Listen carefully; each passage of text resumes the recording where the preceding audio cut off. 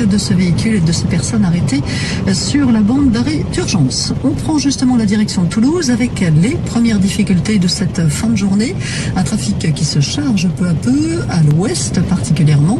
Périphérique extérieur en direction de Montpellier et actuellement entre Purpan, sortie 29 et la jonction avec la 64, il y a 5 km de bouchons signalés par Toulouse Métropole et la direction des routes nationales du sud-ouest. Pas d'autres difficultés au niveau de Toulouse. Côté ouest toujours sur la 624, ça passe bien en direction de Colomiers.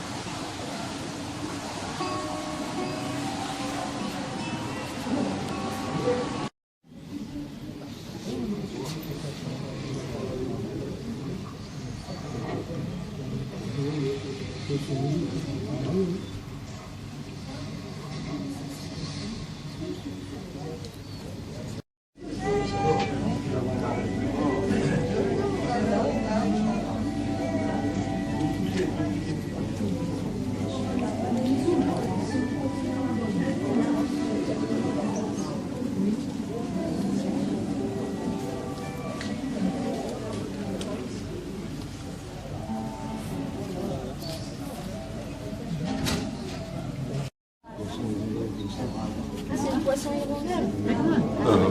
왜요? Il est marrant. Ah, le petit Kleid, die jaune devant. Les vieux vont ein zum zeigen. Jetzt ist dann so einer, der nachher Seeschwinner. Aber der gestreifte dort hinten. Mit Orange und Blau. Siehst du? Ja, gib mal.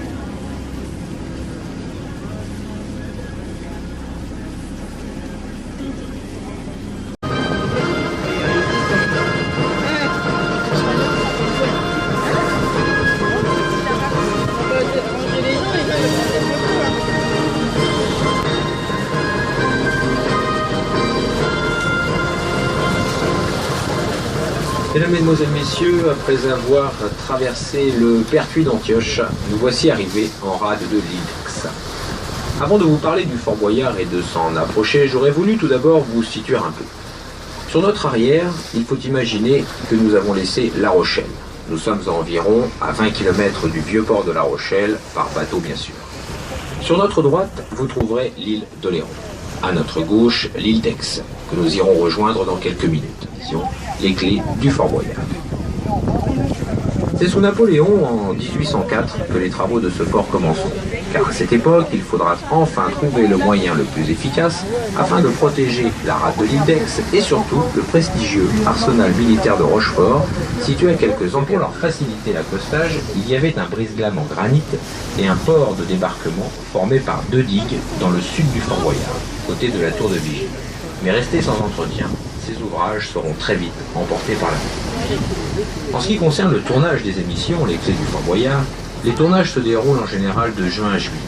On peut surprendre de temps en temps diverses phases des jeux tournant en extérieur si on a un petit peu de chance. À chaque approche du Fort Boyard, nous devons appeler un gardien qui nous guidera en fonction du lieu des tournages pour ne pas gêner. Pour tout le reste de l'année, le Fort Boyard est vide de matériel et d'animaux bien sûr, mais il est toujours inaccessible. Le Fort Boyard mesure 68 mètres de long, 31 mètres de large, 20 mètres de haut, il y a même jusqu'à 27 mètres au sommet de la tour de vigie, et surtout le Fort Boyard repose sur un rocher artificiel d'environ 4 mètres de haut.